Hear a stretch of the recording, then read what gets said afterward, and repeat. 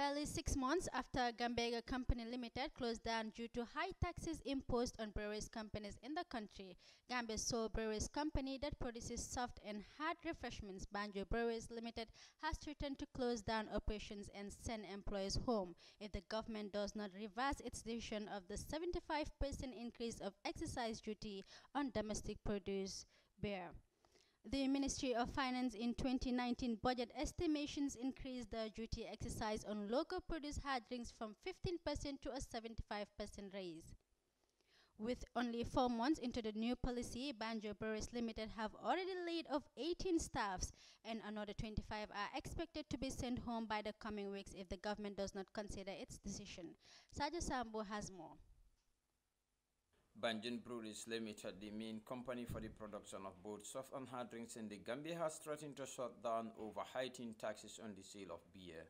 The beverage subsidiary in the country has begun laying off laborers and adding more workloads on the current staffs. The country sales manager of Banjul Breweries Limited, Bori Dabo, alleged that the Gambia government is pushing the company to impossible duty exercise on the local produce hard drink from its initial 15% to a triggering 75% rise.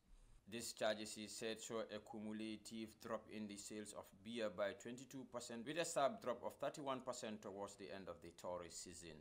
Mr. Dabo explains, due to the loss of profit, the company is compelled to cut down the number of staffs. It's not a mere trade. Already 12 to 18 staff are already gone home. Double shift has stopped. We are only doing one shift because our operational cost is so high, and at this rate, we can never be able to continue. We've written letters, 4 letters to finance since this happened. Minister of Finance is just giving a deaf ear. Why he is doing it, we don't know. The company had to reduce her labor force with 18 staffs already sent home and 25 staffs expected to be sacked by the coming weeks if government did not reconsider its decision. The sales manager argued that government's decision is dedicated by somewhat misleading information on the production of beer by the company. According to him, the finance minister misled the president with a false claim that the company is producing over 300 hectoliters a day.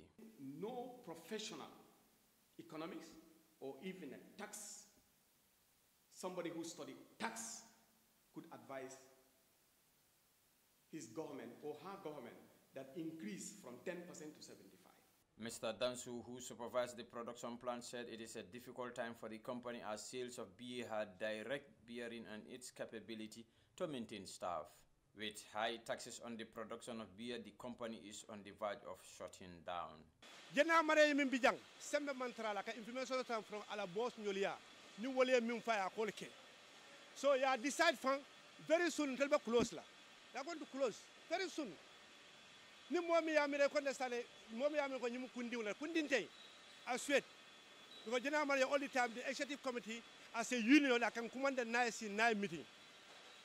Something na ba kala kan kolle any information na ba kala kan kolle kabiri nyin taxo kala am kolla fonye kabiri safe minister fana safe am kolla fonye minister la photo minister la ya safe letter min all the photocopies abe file mbul ko ye taxo min ka siata nta atolon titano. The assistant plant engineer Alaji Sise said the reduction of staff in the Banjul Breweries has added pressure on the remaining laborers. He went on to say the duty exercise tax on the company is the highest in the sub-region. If you observe it through the sub-region, we are the highest taxpayers in alcohol. So now if you are killing your own local company, where are they? This company is almost over 40 years serving the Gambian people, supporting Gambian people, directly or indirectly.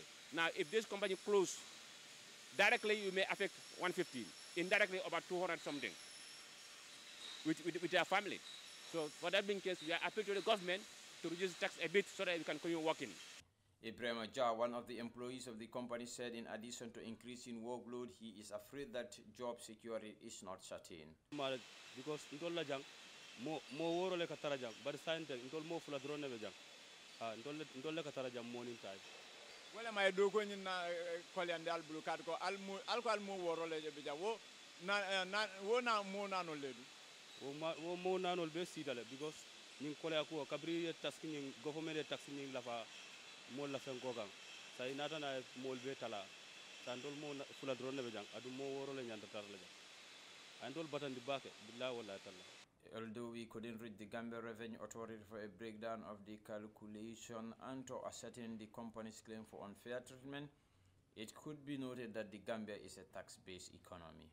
Away from that, it could be the government is under pressure to represent the views of its highly religious population of over which 95% are Muslims and the rest are Christians.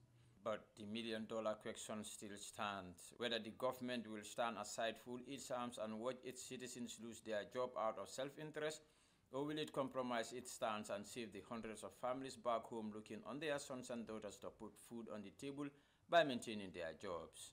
Sajo Sambo, Africa TV News.